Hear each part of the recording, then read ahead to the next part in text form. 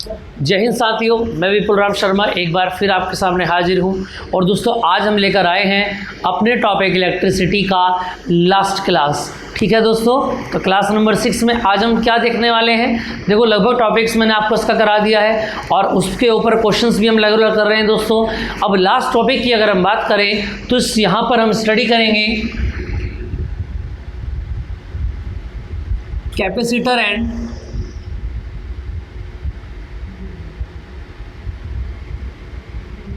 Electric current के बारे में। ठीक है दोस्तों, देखेंगे जरा। अब यहाँ पर अगर हम बात करें कैपेसिटर को, अगर हम स्टार्ट करते हैं यानी कि संधारित्र, तो याद रखिए दोस्तों अगर हम बात करें कि संधारित्र कैपेसिटर क्या होता है, इसको आप स्पेशल करके याद रखेंगे और इसके फॉर्मूले बेस्ड डायरेक्ट क्वेश्चन आपके लगेंगे एग्जाम के अंदर। तो देखें जरा संधारित्र क्या होता है, आप याद रखेंगे संधारित्र क्या है, एक ऐसी टेक्निक है जो क्या करेगी दोस्तों, ऊर्जा को संचित करने का काम करेगी। एक ऐसी युक्ति जिसके द्वारा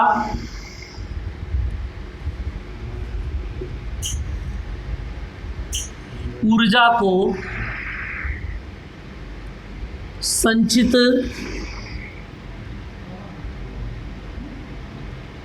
किया जाता है ना दोस्तों। आप ध्यान रखेंगे, आप इसको जो डिनोटेड करेंगे,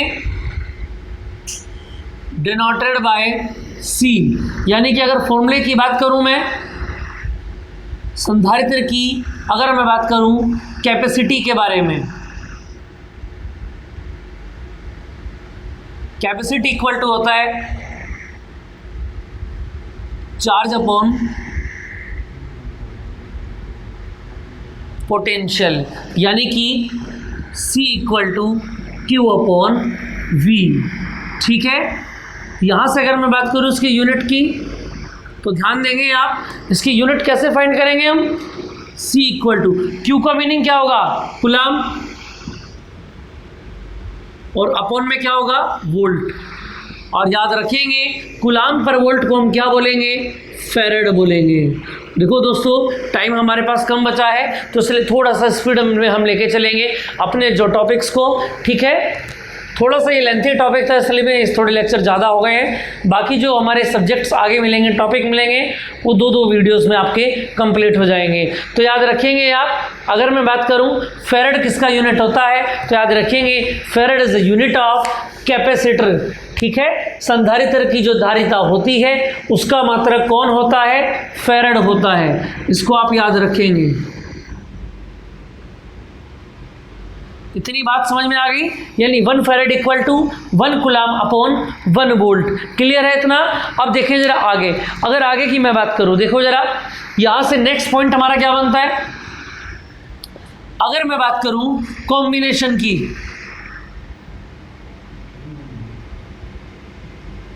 कॉम्बिनेशन यानी कि संयोजन की, तो याद रखेंगे आप जो संयोजन होगा वो दो प्रकार से होगा। एक तो कैसा होगा, इन सीरीज, यानी कि श्रेणी क्रम। अच्छा याद रखेंगे इसका सिंबल क्या होगा, अगर मैं सिंबल की बात करूं, मैं भी सिंबल और भी लिखाऊंगा आपको, इसको ध्यान रखेंगे। दो plates which are put at some distance and the distance denoted by are,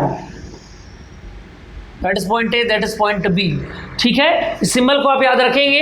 अगर मैं यहाँ से आगे बात करता हूँ कॉम्बिनेशन की, तो दो कॉम्बिनेशन यहाँ पर दोस्तों देखने को मिलते हैं हमको। एक तो मिलता है इन सीरीज और एक मिलता है इन पैरेलल, यानी कि समांतर क्रम। इतनी बात आपको क्लियर हो गई।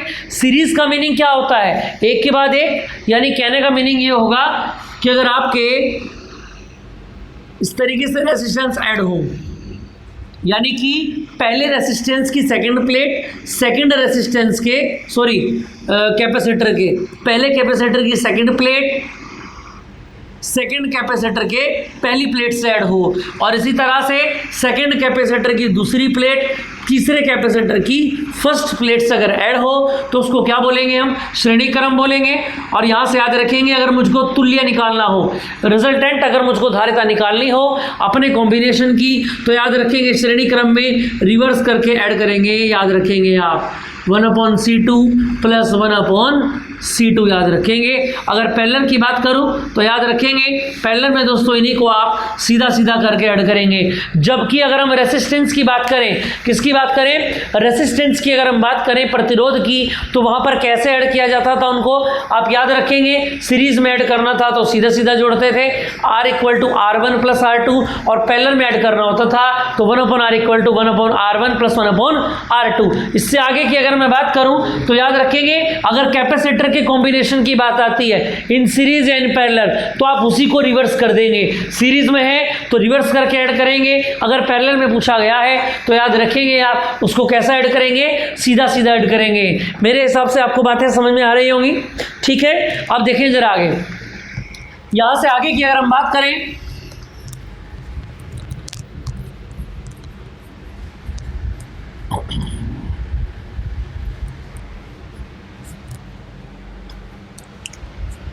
अगर हम कैपेसिटी की बात करें,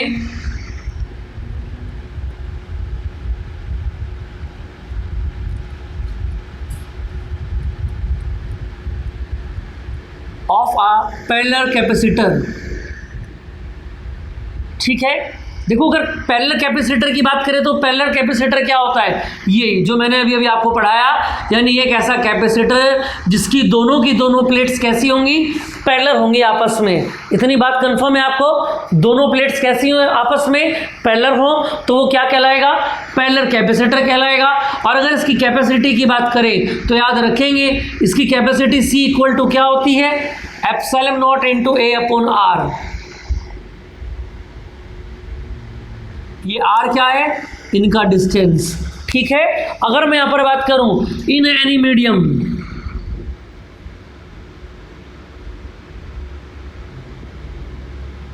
अगर इसको किसी मीडियम में रख दिया जाए, है ना, तो क्या बनेगा ये ε0 × K × A/R। और दोस्तों अगर मैं इसको डिवाइड कर दूं, या M लिख सकते हैं आप इसको मीडियम के लिए, अगर मैं इसको डिवाइड करता हूं तो कितना आ जाता है, देखें जरा, C/Cm = एप्सिलॉन से एप्सिलॉन, R से R, A से A कैंसिल हो गया, और क्या बचता है 1/K, यानी K = कितना आ जाएगा,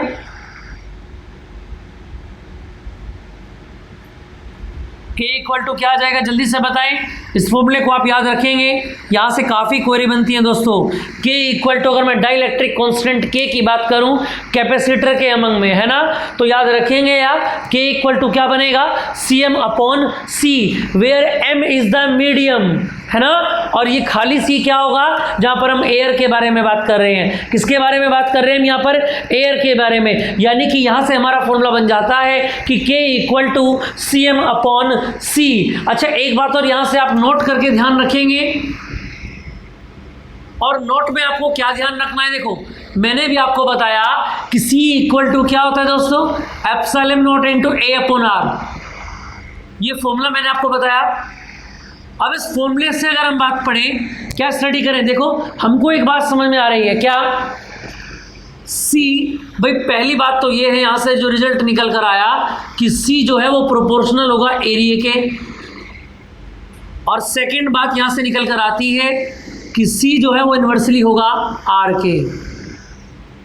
अब देखो आपसे थ्योरी में क्वेश्चन पूछे जाएंगे, सीधी बात करेंगे कैसे क्वेश्चन बनेंगे, किस तरीके के सवाल बन सकते हैं, और कैसे आपको उनको पहचान कर उनके जवाब देने हैं। देखिए जरा दोस्तों, यहाँ से दो बातें रिजल्ट मेरे सामने निकल के आया कि अगर प्लेटों का जो क्षेत्रफल है बढ़ाया जाए तो बताइए धारिता कैपेसिटेंस बढ़ेगी या घटेगी। तो इसको आप ध्यान रखेंगे, C क्या होता है, आपको एक फॉर्मूला याद रखना है बस केवल कि C = ε0 × A/R। R, C is proportional to A, यानी एरिया अगर आपका इंक्रीज होता है तो कैपेसिटेंस भी आपकी इंक्रीज हो जाएगी। जबकि जो देखो इनके बीच की जो डिस्टेंस है, अब कई बार क्वेश्चन ये बना है कि कैपेसिटर की प्लेट्स के बिटवीन की जो डिस्टेंस है उस डिस्टेंस को अगर इंक्रीज कर दिया जाए तो बताइए कैपेसिटेंस के ऊपर क्या इफेक्ट पड़ेगा। तो याद रखेंगे अगर आर की वैल्यू को इंक्रीज किया जाएगा तो सी की वैल्यू क्या हो जाएगी, अपने आप डिक्रीज हो जाएगी। इतनी बात याद रहेगी दोस्तों, आपको इतनी बात क्लियर समझ में आ रही है? समझ में आया था ना? देखो अब यहां पर दो बातें मैंने आपको बताई हैं। अगर एयर होगा तो C equal to epsilon naught into A upon R होगा। और अगर हम किसी मीडियम की बात करते हैं, किसकी बात करते हैं, अगर हम किसी मीडियम के बारे में बात कर रहे हैं तो ध्यान रखेंगे आप मीडियम के लिए कितना होगा, Cm equal to epsilon naught into K into A upon R। इतनी बात क्लियर है? देखें जरा अगले पॉइंट की अगर मैं बात करूं, देखेंगे जरा capacity of a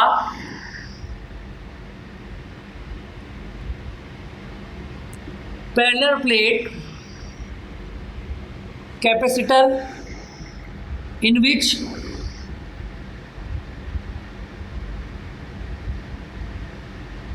dielectric constant is filled in distance t। यानी ध्यान देंगे आप, इस बार हमने क्या किया भाई, हमारा ये पहला प्लेट कैपेसिटर था जिसका नाम है ए बी, है ना। अब यहां से एक बात ध्यान देंगे आप, क्या हमने क्या किया दोस्तों, देखो यहां पर खाली क्या था, एयर था, यहां पर एक मीडियम था, लेकिन यहां पर हमने कुछ ऐसा कर दिया, मिक्स हो गया।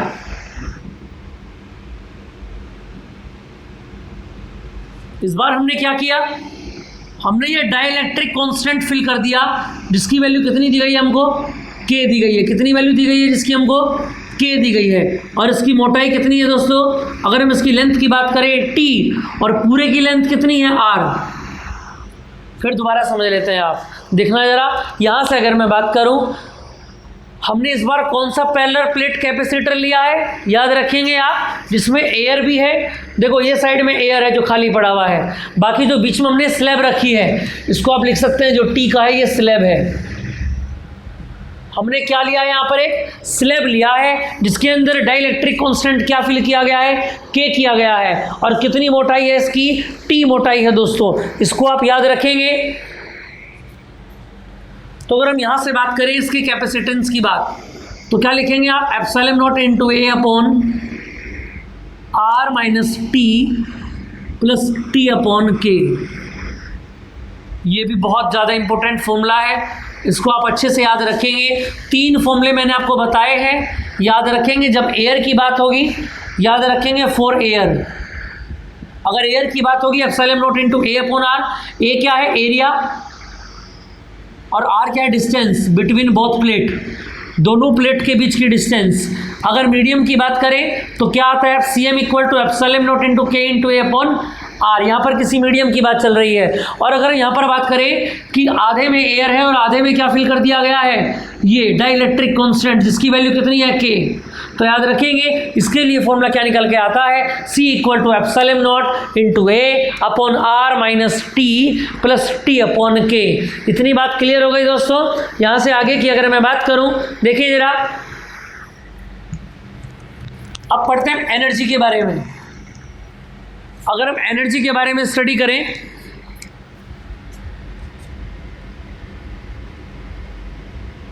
एनर्जी इन अ कैपेसिटर, देखो एनर्जी के 3 फॉर्मूले होते हैं। सबसे पहले मैं आपको मेन बता देता हूं जो सबसे ज़्यादा यूज होगा, U equal to half C V square. ये C क्या होगी, कैपेसिटेंस है, और V क्या पोटेंशियल है, और U क्या है दोस्तों, एनर्जी जो हमको निकालनी है। तो याद रखेंगे आप, कैपेसिटर की अगर एनर्जी निकालने के लिए आपको बोली जाए तो क्या लिखेंगे आप, U equal to half C V square. और हमको पता है देखो C बराबर क्या होता है, Q अपॉन V। रखो इसके अंदर, C की जगह पर क्या रखेंगे, Q अपॉन कितना आएगा, V से V कैंसिल हो गया, तो क्या बन गया, हाफ Q इंटू V। समझ में आ गया। और ऐसे अगर मैं बात करूं V की वैल्यू, V की वैल्यू कितनी निकल के आएगी, Q अपॉन C। यहाँ से हमने ये निकाला और यहाँ से आगे निकालेंगे U इक्वल टू हाफ। देखो जरा ऊपर कितना आएगा C, V की वैल्यू कितनी है Q अपॉन C, तो रख दो यहाँ पर Q square upon C square, C से C कैंसिल हो गया और U कितना आ गया half Q square upon C आ गया। बताओ जरा इतनी बात आपको समझ में आ रही है या नहीं आ रही है, जल्दी से देखें जरा, इतना आपको क्लियर हो रहा है। तो कितने मैंने आपको फॉर्मूले बताए एनर्जी के लिए, इसको आप स्पेशल करके याद रखेंगे। मैंने आपको बताया U equal to half CV square, उसके बाद मैंने आपको बताया U equal to half Q upon V, और थर्ड मैंने आपको बताया U equal to half Q square upon C। तीनों फॉर्मूले आप अच्छे से याद रखेंगे, इसका आप याद रखेंगे, तीनों ही फॉर्मूले सबसे ज़्यादा इंपॉर्टेंट हैं दोस्तों। देखिए जरा आगे, इससे आगे की अगर मैं बात करूं, ये पॉइंट्स मैं आपको लिखा रहा हूं जिसके ऊपर काफ़ी क्वेश्चन आएंगे, आप इसके ऊपर अलग से क्वेश्चन भी लगा सकते हैं इन्हीं पॉइंट्स के ऊपर। कैपेसिटर की अगर बात आती है तो याद रखेंगे यहीं से क्वेश्चन बनेंगे भैया, बाहर से कुछ नहीं आएगा। देखो जरा, अगर मैं आगे की बात करूं, देखिए जरा,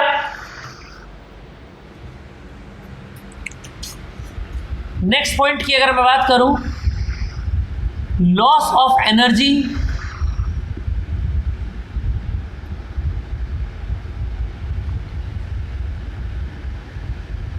अगर हम एनर्जी के लॉस की बात करें, है ना दोस्तों, तो याद रखेंगे आप U इक्वल टू कितना फॉर्मूला बनेगा, अगर मैं बोलूं आपसे हाफ, देखो जरा, देखो एनर्जी की अगर आप C1 plus C2, C1 into C2, और यहाँ से क्या फॉर्मूला निकल के आएगा, देखो जरा, V1 माइनस V2 का होल स्क्वायर और अपन C1 प्लस C2 का होल स्क्वायर। ये फॉर्मूला आपको कब लगाना है, याद रखेंगे आप, जब आपसे बोला जाएगा लॉस ऑफ एनर्जी। ये कौन सी एनर्जी के लॉस की बात कर रहे हैं, याद रखेंगे आप, जब एक पार्टिकल से दूसरे, एक कैपेसिटर से दूसरे कैपेसिटर पर, यानी कि लॉस ऑफ एनर्जी इन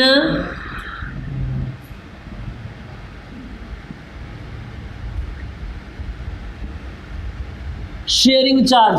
अगर चार्ज को शेयर करने की बात आ रही है, एक कैपेसिटर से दूसरे कैपेसिटर पर चार्ज को शेयर करना है, तो उस शेयर करने में कितनी एनर्जी हमारी लॉस होगी उसको हमने लिखा है, कितना लिखा है, U equal to half C1 C2 V1 minus V2 का whole square upon C1 plus C2 का होल स्क्वायर। इस फॉर्मूले को बहुत ज़्यादा ध्यान से रखना है दोस्तों, ये फॉर्मूला कई जगह पूछा जाता है। इतनी बात आपको क्लियर हो गई। देखेंगे जरा, अगर हम किसी आइसोलेटेड स्फीयर की बात करें,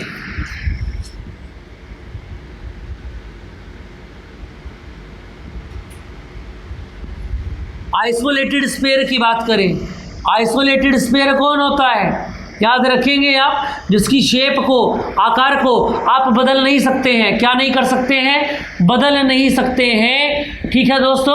और इसकी अगर कैपेसिटेंस आपसे पूछ ली जाए तो याद रखेंगे क्या होता है, C equal to 4 pi epsilon naught into R, यानी इसकी जो कैपेसिटेंस होती है, याद रखेंगे, वो रेडियस के ऊपर सीधा सीधा डिपेंड करती है।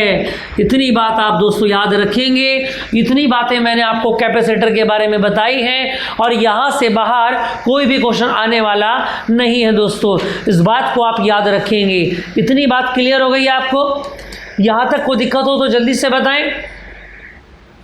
इतनी बात समझ में आ गई, कैपेसिटर के ऊपर जितने पॉइंट्स मैंने लिखाए हैं इनसे बाहर एक भी क्वेश्चन लगने वाला नहीं है दोस्तों। तो कैपेसिटर हमारा यहाँ पर कंप्लीट हो जाता है। इसी के साथ हम अपना अगला टॉपिक स्टार्ट करते हैं, इलेक्ट्रिसिटी के अंदर इलेक्ट्रिक करंट की बात करते हैं दोस्तों। तो देखेंगे जरा, इलेक्ट्रिक करंट को बचपन में हम पढ़ते आ रहे हैं, लेकिन यहाँ पर हमको क्या देखना है कि हमारी क्वेरी कैसी बन रही है ना दोस्तों। जितने भी कॉम्पिटिटिव एग्जाम आ रहे हैं वहाँ पर कंसेप्चुअल क्वेश्चन पूछा जा रहा है इलेक्ट्रिक करंट के ऊपर, और ज़्यादातर क्वेश्चन पूछा गया है किरचॉफ से रिलेटेड, है ना, क्योंकि वहाँ पर हमको क्या फाइंड करना होता है, करंट की डायरेक्शन फाइंड करनी होती है, वो बाद की बात है। देखें जरा, अपना बेसिक से स्टार्ट करते हैं हम। देखेंगे जरा, अगर हम बात करें करंट के बारे में, यानी कि विद्युत धारा, तो हमको पता है विद्युत धारा क्या होता है दोस्तों, डिनोटेड बाय आई। सीधी सी बात है, कुछ रट्टा नहीं लगाना है, हमको अपने पॉइंट पर ध्यान देना है ना दोस्तों। तो याद रखेंगे आप, आई इक्वल टू क्या होता है,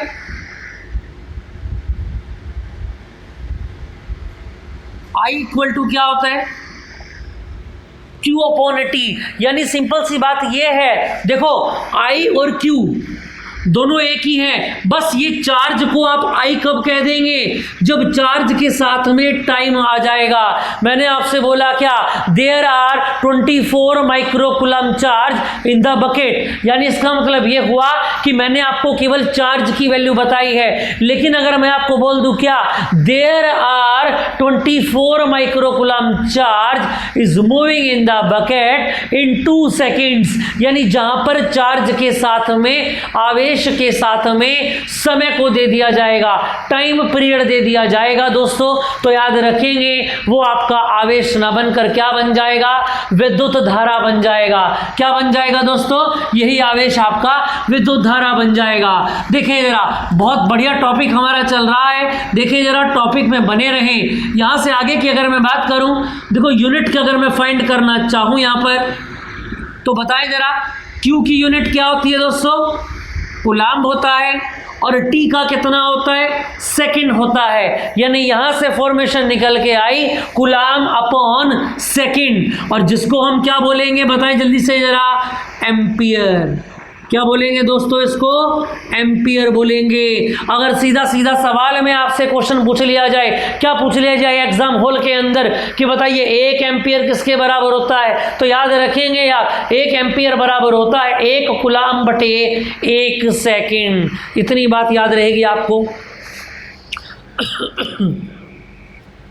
इतना टॉपिक कंप्लीट हो गया आपको, है ना, कि एम्पियर क्या होता है, विद्युत धारा कैसे कैसे काउंट होती है। ठीक है दोस्तों, एक बात और याद रखेंगे, विद्युत धारा की जो दिशा होगी वो इलेक्ट्रॉन की विपरीत दिशा में होगी, ये भी हम जानते हैं।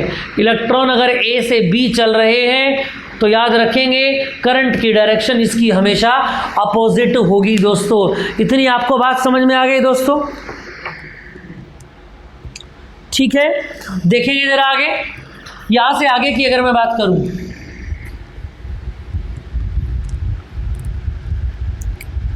अब हम पढ़ेंगे दोस्तों ओम का नियम। पॉइंट नंबर 2, ओम का नियम। देखो दोस्तों, हमको थ्योरी याद नहीं करनी है,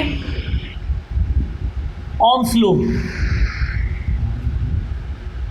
हमको थ्योरी का रट्टा नहीं लगाना है, हमको पूरा का पूरा डेरिवेशन उतार के नहीं आना है, हमको केवल कंसेप्ट पता होना चाहिए, हेडिंग पता होना चाहिए, और उसके बाद कैसे कैसे हमको अपने क्वेश्चन को निपटाना है ये हमको पता होना चाहिए, है ना दोस्तों।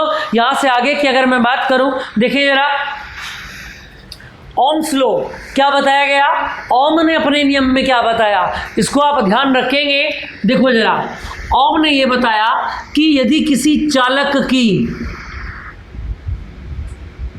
भौतिक अवस्थाएं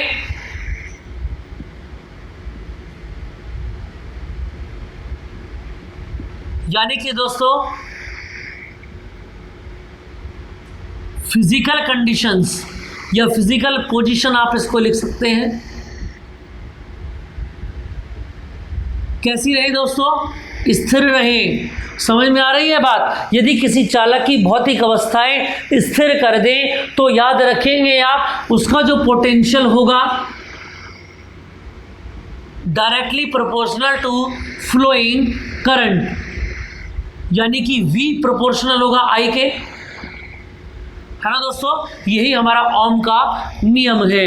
इससे आगे अगर हम बात करें, हमको ये फॉर्मूला बनाना है तो क्या लेना पड़ेगा, कांस्टेंट, और कांस्टेंट यहाँ पर क्या लेंगे, R। तो अगर ओम का नियम आपके सामने आ जाए तो आप याद रखेंगे ओम के नियम को कैसे याद रखना है, V बराबर क्या होता है दोस्तों, IR, और V हमेशा प्रोपोर्शनल किसके होता है, I के होता है। इतनी बात याद रहेगी दोस्तों, क्लियर हो गई इतनी बात आपको। ओम का नियम याद रहेगा कि अगर फिजिकल कंडीशंस कैसी हो दोस्तों, फिजिकल कंडीशंस कैसी हो, कांस्टेंट हो, है ना, तब ही ये बातें काम आएंगी। अगर कांस्टेंट नहीं है तो फिर ये बातें काम आने वाली नहीं है। इसको देखो, यानी कि भौतिक अवस्थाएं कौन कौन सी होती हैं, तार की लंबाई, तापमान, वातावरण, ये सब क्या होता है दोस्तों, ये सब के सब फिजिकल क्वांटिटीज़ में आता है। इतनी बात आपको समझ में आ गई। आई होप आपको सारे कंसेप्ट क्लियर होते जा रहे होंगे। मैं फिर आपको बता रहा हूँ, आपको थ्योरी याद नहीं करनी है, आपको पूरा का पूरा डेरिवेशन नहीं पढ़ना है। इसका प्रूफ भी मैं आपको करा सकता हूँ, लेकिन उसका हमारा यहाँ पर कोई काम नहीं है। हमको क्या याद रखना है, फॉर्मूला क्वेश्चन, फॉर्मूला क्वेश्चन, यही हमको रिवाइज करना है और इसी से हम अपने एग्जाम को तोड़ पाएंगे। ये बात आप याद रखेंगे दोस्तों। इतनी बात क्लियर हो गई, यहाँ तक आपको बातें समझ में आ रही होंगी। अब यहाँ से एक नया नाम आ गया हमारे सामने, प्रतिरोध। क्या नाम आ गया, प्रतिरोध एक नाम आ गया। अगर मैं बोलूँ प्रतिरोध, और प्रतिरोध का मतलब होता है विरोध, यानी प्रतिरोध क्या चीज है, याद रखेंगे, रेसिस्टेंस। प्रतिरोध क्या होता है, विरोध होता है। किसका विरोध होता है, धारा का विरोध होता है, करंट का अपोजिट होता है। समझ में आ गई बात दोस्तों। अगर किसी तार में आर ज़्यादा होगा, इसको आप याद रखेंगे, तो आई क्या हो जाएगा, कम हो जाएगा। और अगर मैं बोलूँ कहीं पर आई ज़्यादा है, तो आर क्या हो जाएगा, अपने आप कम हो जाएगा। मैंने कहा कि ये पंखा बहुत तेज चल रहा है, यानी पंखे में क्या हो रही है, लगातार ज़्यादा से ज़्यादा धारा बह रही है। जहाँ पर धारा ज़्यादा होगी वहाँ पर प्रतिरोध कैसा होगा, अपने आप कम हो जाएगा। और प्रतिरोध के कम होने से धारा के बहने की सुगमता ज़्यादा हो जाएगी।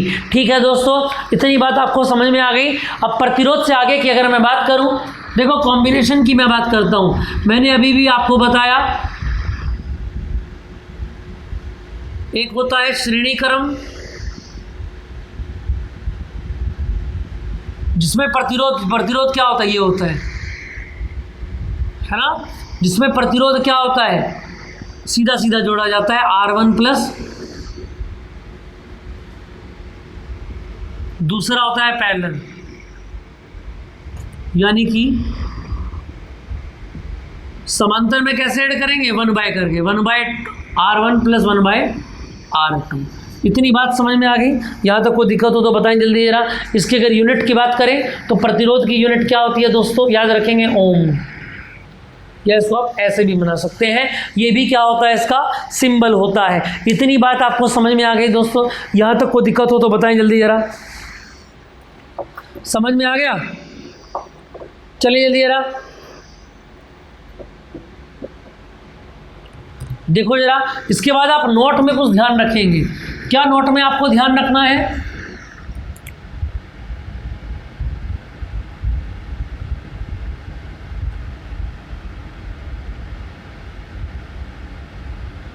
बिजली के खंभों से तार जो निकलते हैं वो कैसे निकलते हैं, याद रखेंगे, श्रेणी क्रम में। सभी का एक ही तार होता है पूरी की पूरी गली में। लेकिन याद रखना दोस्तों, जैसे घरों के अंदर आएंगे ना,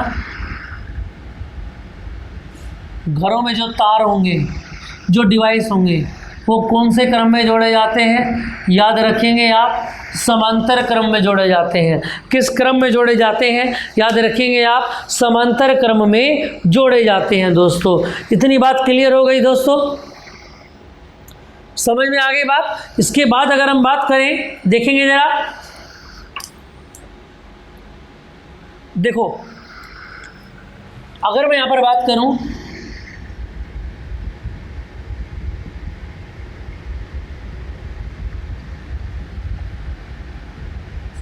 देखो अगर हम किन्हीं भी बल्बों को या एलईडी को श्रेणी क्रम में जोड़ते हैं तो क्या होता है दोस्तों, याद रखना, श्रेणी क्रम में अगर हम कम वाट के बल्ब जोड़ेंगे, श्रेणी क्रम में कम वाट के बल्ब जोड़ेंगे,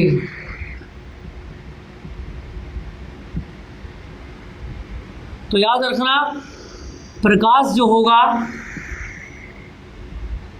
वो ज़्यादा होगा। अगर हम बात करें समांतर क्रम में,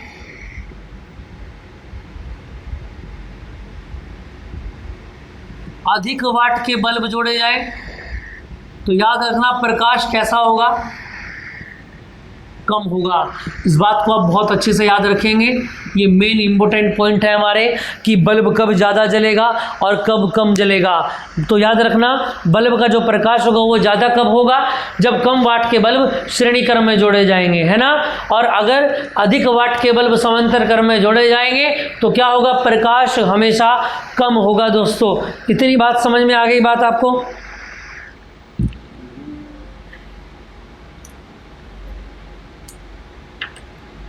जल्दी से बताएं जरा, इतनी बात क्लियर है? अब देखो यहाँ इसके ऊपर हम कुछ क्वेश्चन पढ़ लेते हैं। देखें जरा, एक क्वेश्चन मैं आपको इसी के ऊपर करा देता हूँ, आपको समझ में आ जाएगा कि किस तरीके की बातें यहाँ पर चल रही हैं, है ना दोस्तों। चलें जल्दी से आए जरा, देखो जरा अगले क्वेश्चन पर चलें। हमको एक क्वेश्चन दिया गया है कि दो तारों को समांतर क्रम में जोड़ा गया है और दोनों के प्रतिरोध जो है दोस्तों याद रखना वो कौन कौन से हैं क्रमशः, 4 ओम व 2 ओम, और इन्हें 16 वाट की बैटरी से जोड़ा गया है। ये लो जी,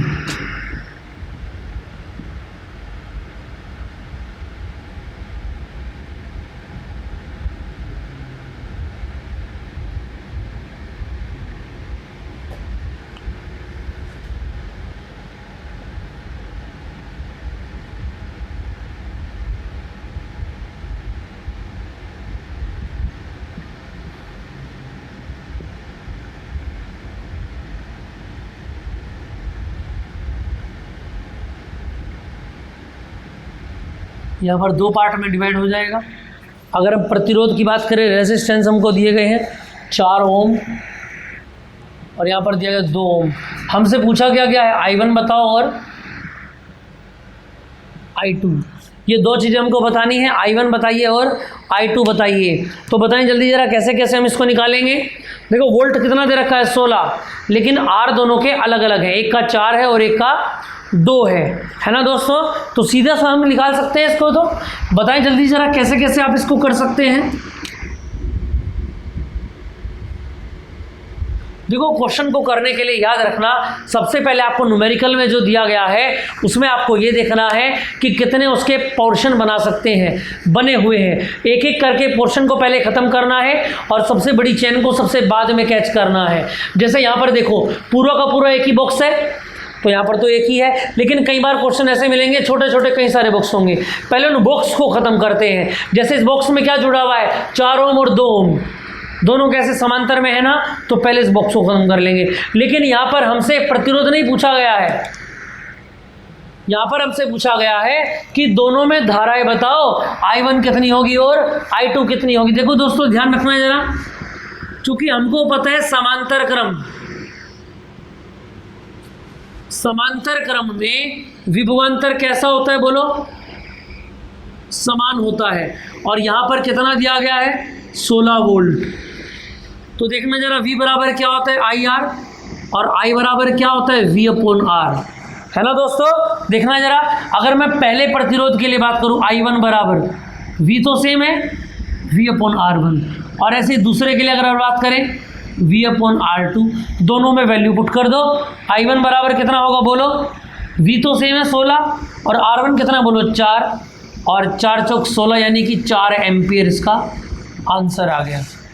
ठीक है दोस्तों। दूसरे की अगर हम बात करें I2 बराबर V कितना है 16 सेम रहेगा, और R2 कितना है 2, और 2 8 16, यानी I2 बराबर कितना हो गया आपका 8 एम्पियर हो गया। कितना हो गया 8 एम्पियर। तो यहाँ पर इसके आंसर होते हैं, क्या होते हैं दोस्तों याद रखेंगे आप, 4 एम्पियर और 8 एम्पियर, इतने आंसर ये बोले गए हैं। इतनी बात समझ में आ गई दोस्तों। चलें आगे देखें जरा जल्दी, इलेक्ट्रिक से रिलेटेड कुछ और सवाल देख लेते हैं। देखें जल्दी जरा, कुछ छोटे छोटे क्वेश्चन है जो एग्जाम में पूछे जाते हैं।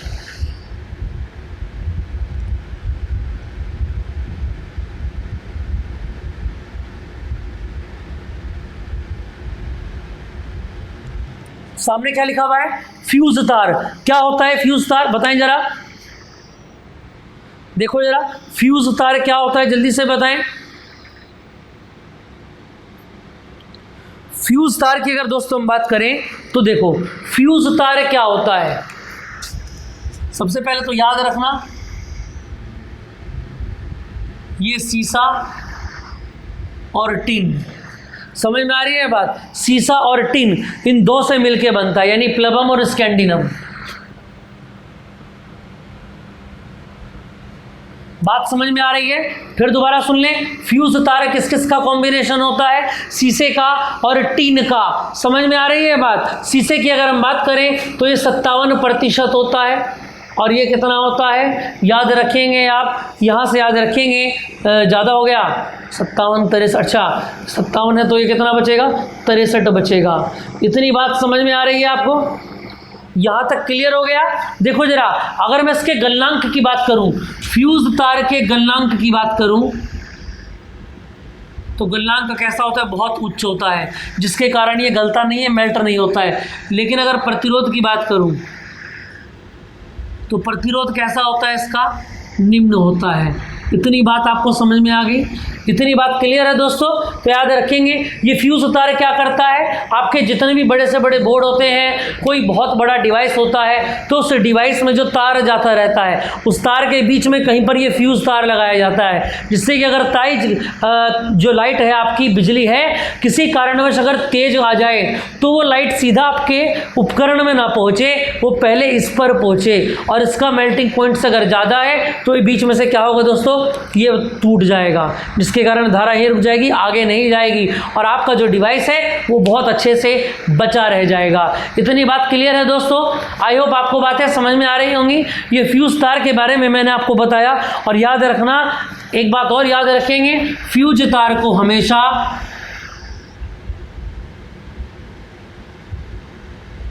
जीवित तार के साथ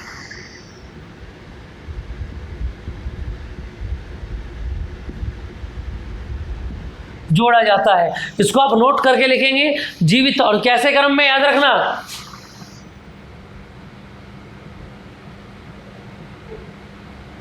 जीवित तार के साथ श्रेणी क्रम में जोड़ा जाता है। इतनी बात समझ में आ गई दोस्तों? इससे आगे की अगर मैं बात करूं, देखेंगे जरा,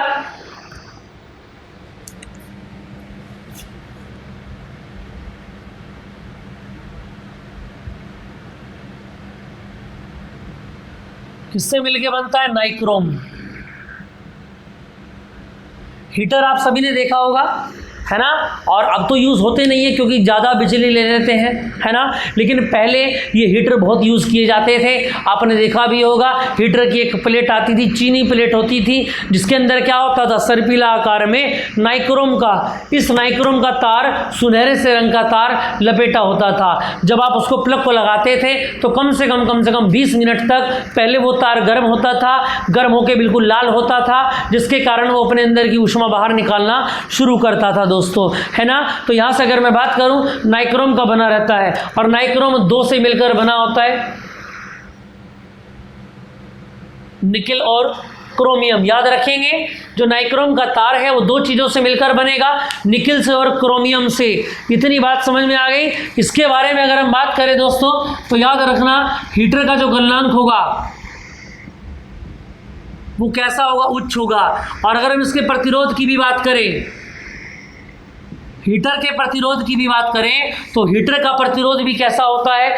उच्च ही होता है। इतनी बात आपको समझ में आ गई होंगी। यहाँ से क्वेश्चन बनते हैं दोस्तों, इसलिए आप इनको बहुत अच्छे से याद रखेंगे। देखें जरा आगे की अगर मैं बात करूँ, अब अगला डिवाइस आता है हमारा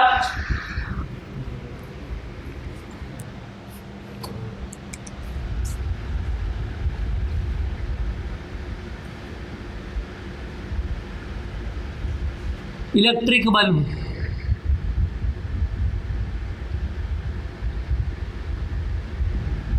इसके दोस्तों अगर हम गलनांक की बात करें, बिल्कुल वही बातें हैं।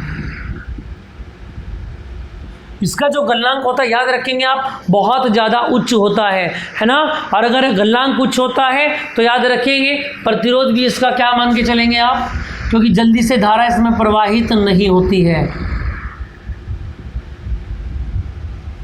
ठीक है, तो याद रखेंगे विद्युत बल्ब के बारे में 2 बातें आपको बताई गई कि अगर गलनांक की बात होगी तो याद रखेंगे गलनांक बिंदु कैसा होता है? बहुत ज़्यादा उच्च होता है, जितना भी गर्म हो जाए लेकिन टूटता नहीं है ना। प्रतिरोध की अगर बात करें तो प्रतिरोध कैसा होता है दोस्तों? इसका उच्च होता है। और याद रखेंगे अगर इसके फिलामेंट की बात करें,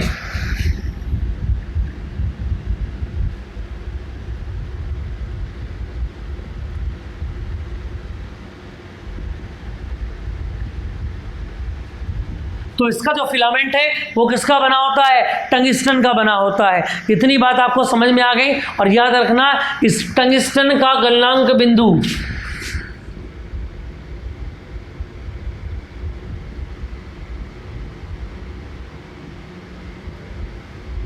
3000 डिग्री सेंटीग्रेड। फिर याद रखेंगे आप, इस टंगिस्टन का जो गलनांक बिंदु होगा वो कितना है? 3000 डिग्री सेंटीग्रेड। अगर आप लगातार बल्ब को जलाएंगे तब भी दोस्तों याद रखेंगे इतना टेम्परेचर होना नामुमकिन है, बहुत ही मुश्किल है। अगर टेम्परेचर 3000 से ज़्यादा हो जाएगा तो हमारा बल्ब क्या होगा? जलना बंद हो जाएगा और फूट जाएगा। इतनी बात समझ में आ गई दोस्तों? यहाँ तक आपको बात समझ में आ रही होंगी। तो इलेक्ट्रिक बल्ब के बारे में मैंने आपको क्या क्या बताया, जल्दी से पढ़ दें एक बार। मैंने आपको बताया इसका गलनांक उच्च होगा, इसका प्रतिरोध भी कैसा होगा? उच्च ही होगा। अगर इसके फिलामेंट की बात करें तो फिलामेंट किसका बना होता है? टंगिस्टन का बना होता है, जिसका खुद का गलनांक कितना होता है? 3000 डिग्री सेंटीग्रेड तक होता है ना दोस्तों। अगर हम बल्ब के तापमान की बात करें, देखो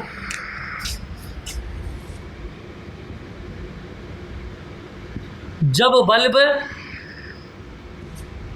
पूर्ण रूप से जल रहा हो तो याद रखेंगे इसका जो तापमान है वो कितना होगा? 1500 डिग्री सेंटीग्रेड से मात्र और मात्र 2000 डिग्री सेंटीग्रेड तक। लेकिन ये फिर भी कितने तक झेल जाएगा? 3000 डिग्री सेंटीग्रेड तक झेल पाएगा। इतनी बात समझ में आ गई दोस्तों? आपको इतनी बात क्लियर हो रही होंगी?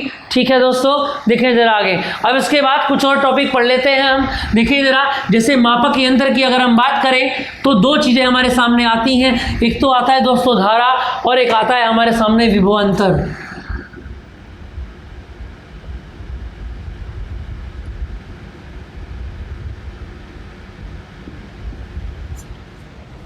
बेटा गिलास पानी दे दियो। इसमें लिखा हुआ है, देखिए जरा, अगर हम एमीटर की बात करें, देखो एमीटर जो होता है वो क्या होता है? याद रखेंगे आप, एमीटर को हमेशा दोस्तों याद रखेंगे परिपथ के साथ कौन से क्रम में जोड़ा जाएगा? श्रेणी क्रम में जोड़ा जाएगा। याद रखेंगे किसमें क्रम में जोड़ा जाएगा? श्रेणी क्रम में जोड़ा जाएगा। और याद रखेंगे कि इस एमीटर का स्वयं का जो प्रतिरोध होता है वो कितना होता है? लगभग 0 के बराबर होता है। आप खुद सोच के चलें क्या? देखो जरा, मेरे पास एक पूरा का पूरा सर्किट है जिसमें 2 लाइट भी जुड़ी हुई हैं, पंखा भी ऐड हुआ है, ये ऊपर वाली लाइट्स भी लगी हुई हैं, है ना दोस्तों। और देखो जरा यहाँ पर मजे की बात क्या है, देखेंगे जरा, मुझको क्या करना है? इस करंट को फाइंड करना है कि कितना है। और करंट को नापने का, धारा को मापने का यंत्र कौन है? एमीटर है। समझ में आ गई बात? तो एमीटर को करने के लिए क्या करना पड़ेगा? इसका नोटिफिकेशन ऐसा होता है ए। जब आगे सर्किट फंडामेंटल वगैरह पढ़ेंगे आप तो वहाँ पर ये साइन आएगा। ठीक है, समझ में आ गई बात? तो इसको कहाँ जोड़ेंगे आप? इस एमीटर को किसी भी परिपथ में श्रेणी क्रम में जोड़ दिया जाएगा। और जब इस एमीटर, मान ले एमीटर है, इसको मैंने क्या करा? इस सर्किट के अंदर श्रेणी क्रम में जोड़ दिया। तो दोस्तों याद रखेंगे श्रेणी क्रम में जब मैं इस एमीटर को जोड़ूंगा तो इस एमीटर का खुद का प्रतिरोध लगभग कितना होना चाहिए? 0 होना चाहिए।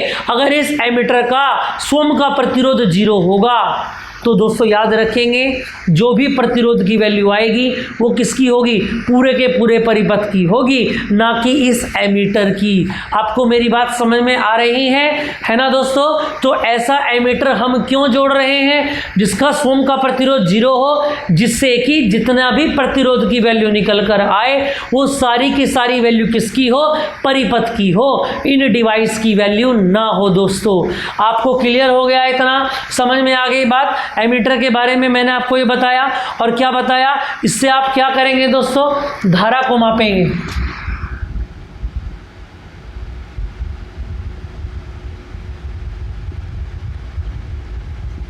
क्या करेंगे दोस्तों? धारा को मापेंगे। और क्या करेंगे इससे? आप इसको कैसे क्रम में जोड़ेंगे? देखिए जरा, श्रेणी क्रम में जोड़ेंगे। इसको जल्दी से देखो जरा एक बार।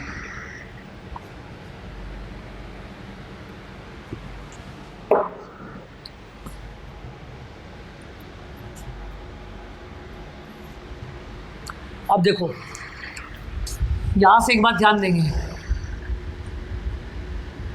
जिस अमीटर का प्रतिरोध जितना निम्न या कम होगा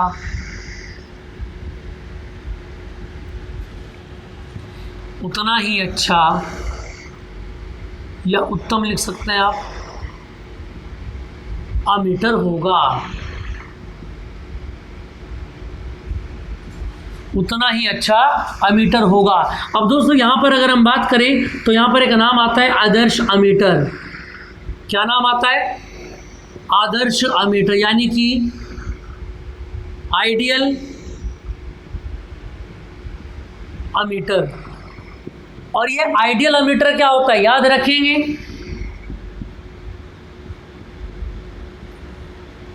एक ऐसा एमीटर जिसका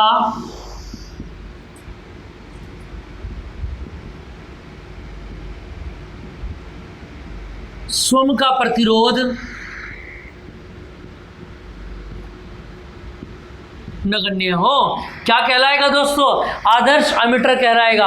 अगर आप इसको कहीं पर भी जोड़ेंगे तो याद रखना इसका खुद का तो प्रतिरोध है नहीं, तो जितना भी प्रतिरोध ये आपको बताएगा फॉर्मूले के बाद में, क्योंकि ये तो करंट बताएगा, जितना भी प्रतिरोध निकल कर आएगा वो किसका निकल कर आएगा? याद रखना पूरे के पूरे परिपथ का। उस प्रतिरोध में इस एमीटर का कोई लेना देना नहीं होगा। इतनी बात आपको समझ में आ गई? ऐसे ही दोस्तों याद रखेंगे आप, एक डिवाइस होता है हमारे पास वोल्ट मीटर।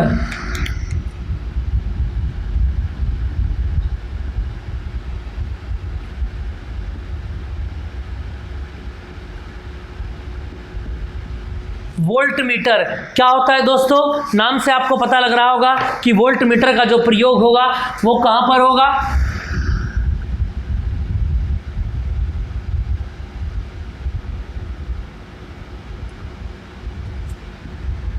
विभवांतर मापने में। और क्या करना होगा इसको याद रखेंगे, परिपथ के साथ, इसको याद रखना समांतर क्रम में। दिख रहा है ना भाई बोर्ड पर? चलो, परिपथ के साथ समांतर क्रम में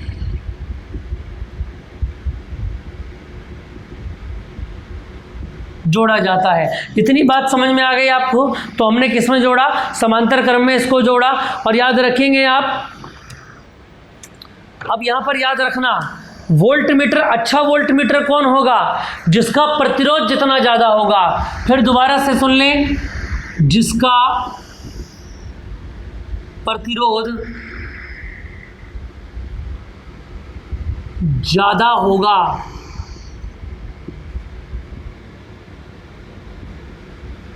उतना ही उत्तम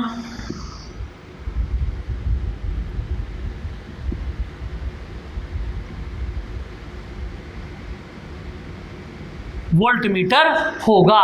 इतनी बात समझ में आ गई दोस्तों आपको? चलें आगे, क्लियर हो गया? और अगर मैं बात करूं आदर्श वोल्ट मीटर की, आदर्श वोल्ट मीटर यानी कि आइडियल वोल्ट मीटर, तो बताएं जरा, इसको चेंज कर लेते हैं ना। आदर्श वोल्ट मीटर कौन होता है? देखो दोस्तों याद रखेंगे,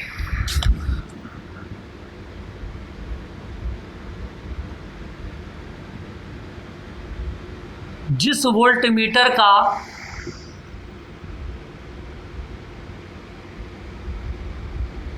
प्रतिरोध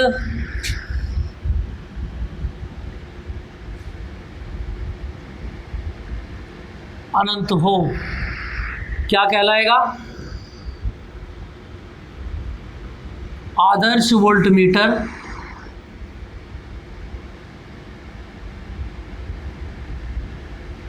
कहलाता है। इतनी बात आपको समझ में आ गई होंगी। यहाँ तक अगर आपको क्लियर है तो जल्दी से बताएं दोस्तों। चलें ज़रा आगे।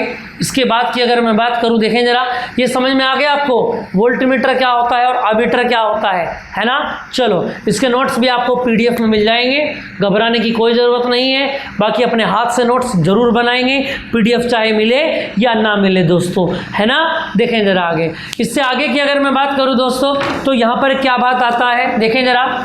Now,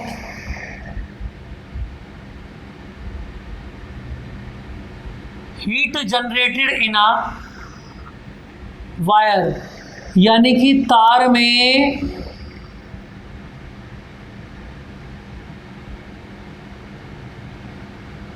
उत्पन्न ऊष्मा H बराबर क्या होती है, ऊष्मा H होती है, याद रखेंगे। और H बराबर फॉर्मूला होता है I²R/T। ये फॉर्मूला आप याद रखेंगे, काफ़ी क्वेश्चन इसके ऊपर बनते हैं दोस्तों। फिर दोबारा से याद रखेंगे, H बराबर I²R/T। और दूसरा फॉर्मूला क्या होता है, V²T/R।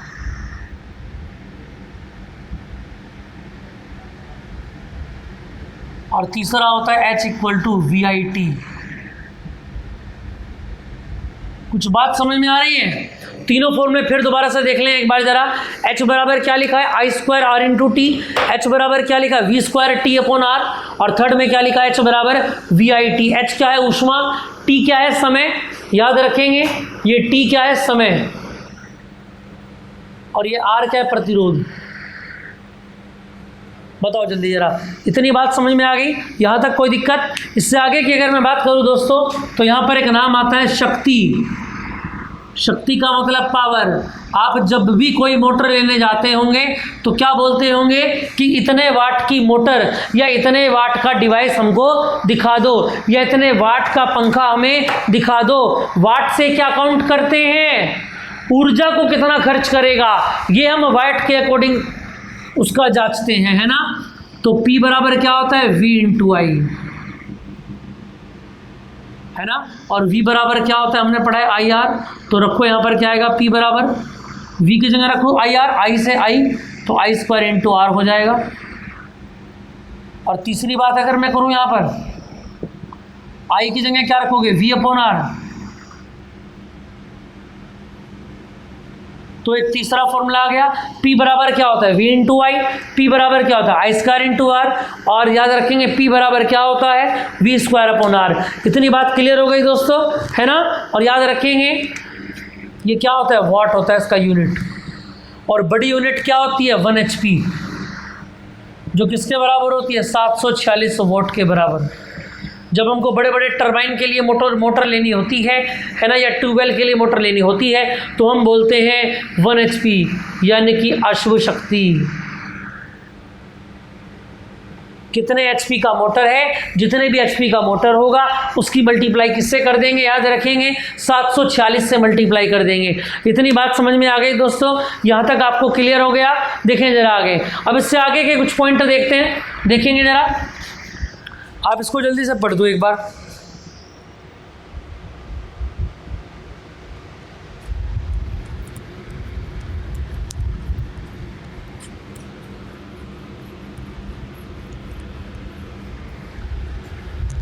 देखना जरा दोस्तों, अगर यहां से आगे की बात करें,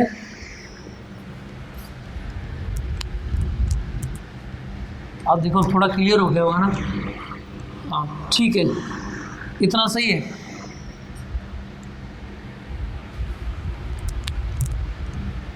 चले भैया, अब आगे नाम आता है, याद रखेंगे आप,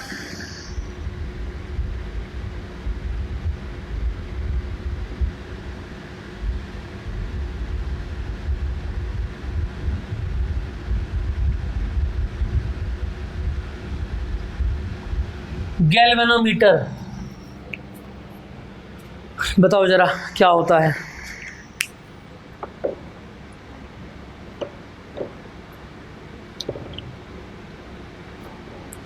देखो गैल्वेनोमीटर क्या होता है, याद रखेंगे इसका काम भी क्या होता है, धारा के विक्षेप को ज्ञात करना।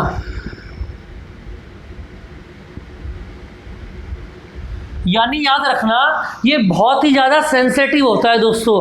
अगर हल्का सा भी करंट फ्लो हुआ ना, बिल्कुल 1 सेकंड के लिए, 1 सेकंड के भी आधे समय के लिए, बहुत हल्का सा सर्किट में अगर टक बस एक हल्का सा ट्रिगर होता है करंट का, तो ये उसको काउंट कर लेता है ना।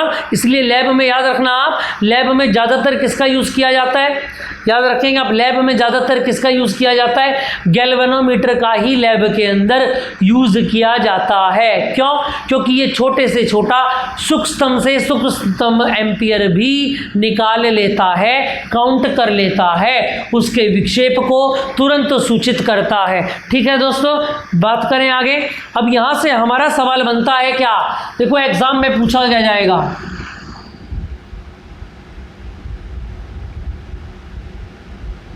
गैल्वेनोमीटर को एमीटर में बदलना।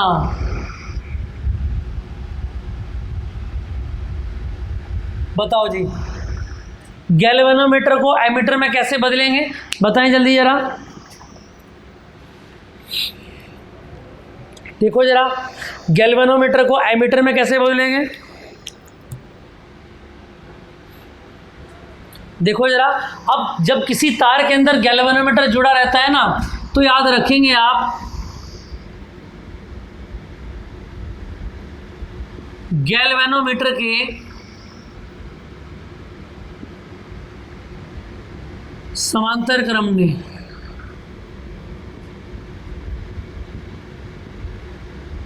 कम प्रतिरोध के शंट को जोड़ा जाता है। देखना जरा,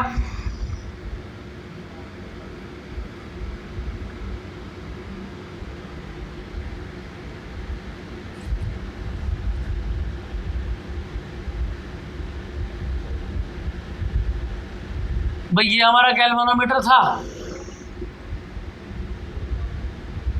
ये क्या था, हमारा गैल्वेनोमीटर था। समझ में आ गई बात। इस गैल्वेनोमीटर के समांतर क्रम में हमने कौन जोड़ दिया, याद रखना, निम्न प्रतिरोध का शंट जोड़ दिया। एक ऐसा शंट जोड़ दिया, आप समझ ले, एक ऐसा प्रतिरोध वाला तार जोड़ दिया इसके समांतर क्रम में, जो मिलकर इसको क्या बना देगा, एमीटर बना देगा। क्या बना देगा दोस्तों, एमीटर। तो आप आज के बाद याद रखेंगे कि how can we convert galvanometer in ammeter. तो नाउ आप याद रखेंगे, to add a shunt of minimum resistance connected to parallel with galvanometer, है ना दोस्तों। बहुत ही कम प्रतिरोध के शंट को गैल्वेनोमीटर के समांतर क्रम में अगर जोड़ दिया जाए तो ये क्या बन जाएगा, एमीटर बन जाएगा। क्या बन जाएगा, ये एमीटर में कन्वर्ट हो जाएगा। इतनी बात आपको समझ में आ रही होगी दोस्तों। इससे आगे की बात देखें जल्दी जरा। गर्मी बहुत ज़्यादा है दोस्तों, अपने टॉपिक को रेगुलर करते रहें जरा।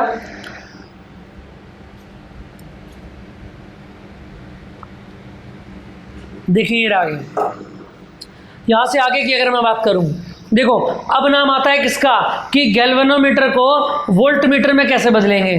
फिर दोबारा सुन ले, गैल्वेनोमीटर को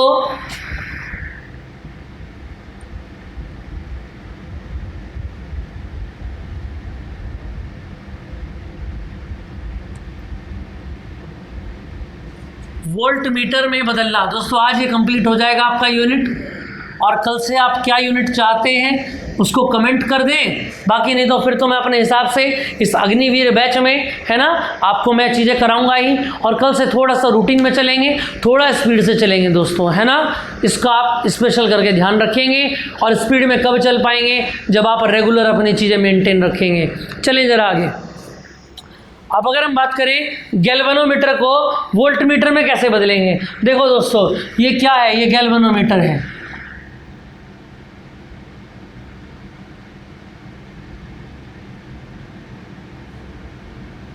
देखो याद रखना, गैल्वेनोमीटर को वोल्टमीटर में कन्वर्ट करने के लिए हम क्या करेंगे, गैल्वेनोमीटर के श्रेणी क्रम में क्या जोड़ देंगे दोस्तों, उच्च प्रतिरोध का क्या जोड़ देंगे, वोल्टमीटर, सॉरी वो क्या करेंगे। हाँ देखो यहाँ पर एक बात कर लेना, इसको मैं लिख देता हूँ, देखो लिख के आपको ज़्यादा याद हो जाएगा। देखो गैल्वेनोमीटर के श्रेणी क्रम में एक, समझ में आ रहा है ना दोस्तों, उच्च प्रतिरोध के महीन तार को जोड़ा जाता है। वोल्टमीटर तो पूरा बनेगा, ये फिलहाल क्या होगा, तार होगा। ठीक है, समझ में आ गई बात। अब याद रखेंगे गैल्वेनोमीटर को अगर एमीटर में बदलना हो तो समांतर क्रम में क्या करें, कम प्रतिरोध समांतर क्रम में जुड़ेगा, है ना दोस्तों। लेकिन अगर वोल्टमीटर में बदलना हो तो ज़्यादा प्रतिरोध श्रेणी क्रम में जोड़ा जाएगा, जिससे कि क्या होगा, ये गैल्वेनोमीटर क्या होगा, वोल्ट एमीटर और वोल्टमीटर में कन्वर्ट होता रहेगा। इतनी बात आपको समझ में आ रही है? यहाँ तक को दिक्कत हो तो बताएं जरा, कमेंट में भी कर सकते हैं आप मुझको। कोई आपको टॉपिक से रिलेटेड किसी लेक्चर में आपको कुछ समझ में ना आया हो, आपको कोई डाउट हो तो दोस्तों आप सीधा मुझसे संपर्क कर सकते हैं। आगे की बात करें, देखिए जरा, देखो जरा, इसके बाद एक क्वेश्चन यहाँ पर दिया गया है, छोटा सा क्वेश्चन देख लेते हैं।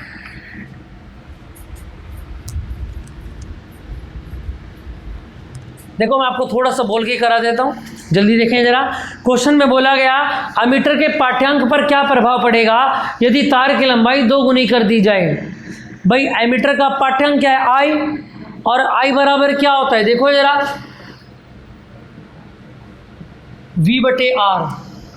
ये पहले की बात है, कब की बात है, जब प्रतिरोध कितना था, R1 था, और धारा कितनी थी, I1 थी। अब उसने क्या कहा, लंबाई को क्या कर दिया, दुगना कर दिया। लंबाई कैसी कर दी, 2 गुनी कर दी। और हमको पता है L जो होता है या R जो होता है वो समानुपाती किसके होता है, L के होता है। दोस्तों याद रखना, अगर मैंने L को 2 गुना कर दिया तो R भी कैसा हो जाएगा, 2 गुना हो जाएगा।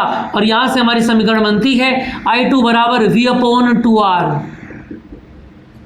समझ में आ गई बात। दोनों को आप डिवाइड कर दें, I1/I2 बराबर, देखो जरा ऊपर से क्या बचेगा, 1, और नीचे बचेगा 1/2, यानी कि 2 ऊपर आ गया, है ना दोस्तों। यानी अंत में धारा कितनी हो जाएगी, बोलो, I2 बराबर कितना हो जाएगा, I1/2। धारा जो होगी वो क्या होगी, पहले की क्या हो जाएगी, आधी हो जाएगी। याद रखेंगे, धारा क्या हो जाएगी, पहले की आधी हो जाएगी। समझ में आ रहा है आपको? याद रखेंगे आप, I जो है वो L जो है वो किसके समानुपाती है, R के समानुपाती है। अगर आपने L में कोई छेड़खानी की तो R में अपने आप वैल्यू बदल जाएगी दोस्तों। इतना आपको क्लियर हो गया। देखो उसके बाद अगर हम बात करें, एक लास्ट पॉइंट और देख लेते हैं, उसके बाद ये खत्म हो जाता है। देखो दोस्तों,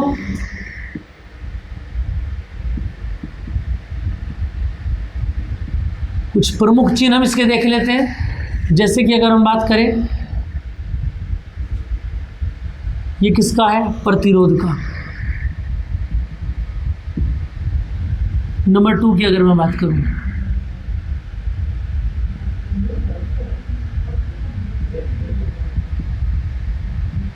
ये किसका है दोस्तों, बैटरी का है। इतनी बात आपको समझ में आ रही है। इससे आगे की अगर मैं बात करूं, अगर मैं सेल की बात करूं दोस्तों,